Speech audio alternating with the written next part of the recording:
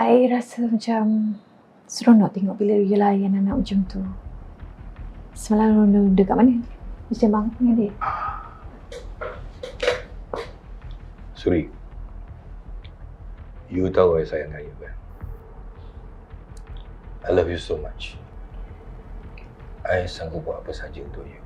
But listen, mulai hari ini, you jangan kaitkan I dengan anak you lagi. Okay? I tak nak you cakap yang Firdaus tu anak I. Faham?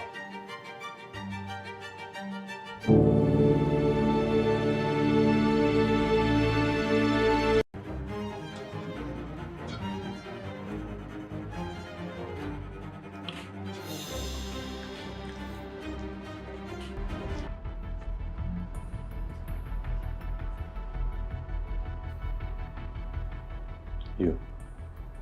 Hai.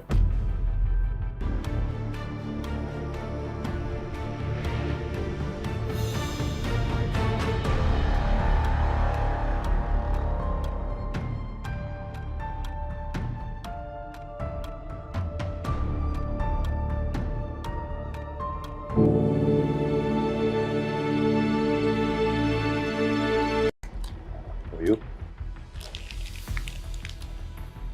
Terima kasih, Tok. Wow, terima kasih. Bila masa you pergi beli bunga? Sekarang tak payah beli, kita pesan je. For you. Hadiah lagi pula? Wow, you memang pandai beli jiwa ya. Taklah. I harap you suka lah.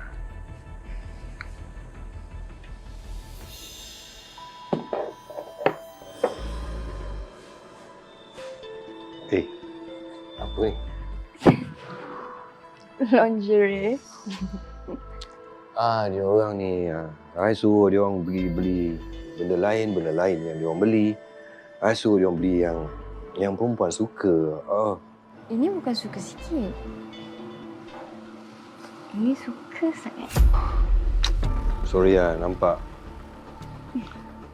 macam I biadab sangatlah. Taklah. Okey je. Mesti sampai mati I takkan lupa.